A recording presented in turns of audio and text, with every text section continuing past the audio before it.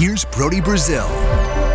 The Warriors logo, right? Now, this is an interesting one because it had always been so simple. And then in the late 90s, 2000s, it got very complicated, multiple colors, the lightning bolt. When the Warriors announced their current logo, I think it was the summer of 2010 or 2011. I'll never forget.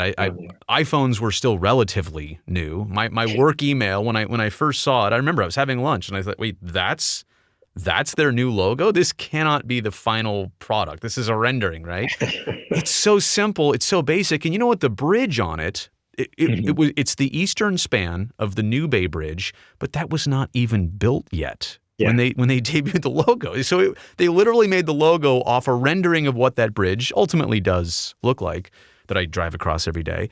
But I was like, there's no way this is, and you know what's crazy is this has been the time when the Warriors franchise, at least here in the Bay Area, has made its mark on the world. And that's the logo that people identify with Steph Curry, Klay Thompson, KD when he was here, all the titles. But it's not even, it's not even fancy. Am I seeing it wrong? Is that, what I'm saying is it's not the greatest logo, but it's the most popular and most memorable one. Is that accurate?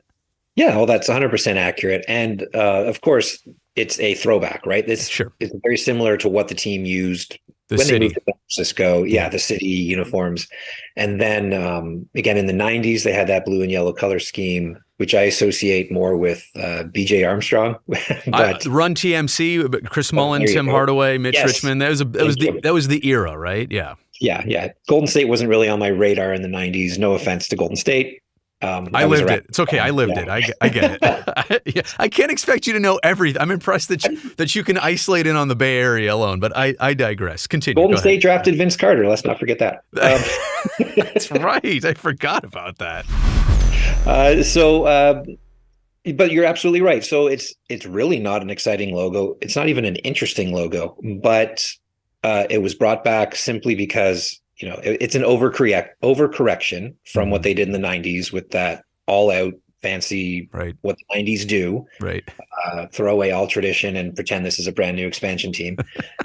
So they overcorrect. They go all the way back. Okay, let's make this as simple as possible.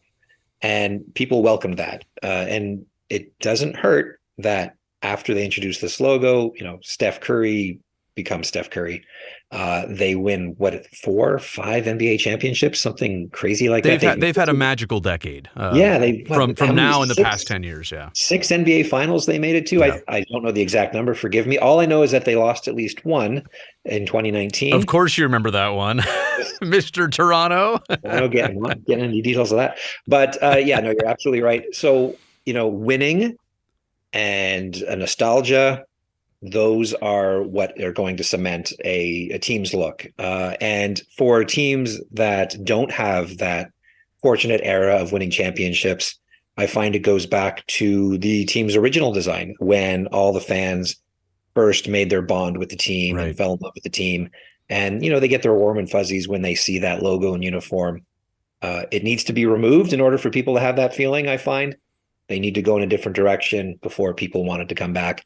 And, we saw that here in Toronto with the Blue Jays when they went from their basically what they wear now, but an older version of it, to black and graphite and silver and an entirely different look. Shortly after that look came out, people are like, you know what, we kind of like the original look now that we think about it.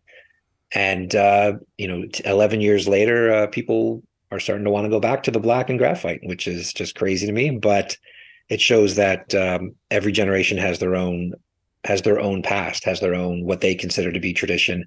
And when they first started following the game and following the team and fell in love with the team.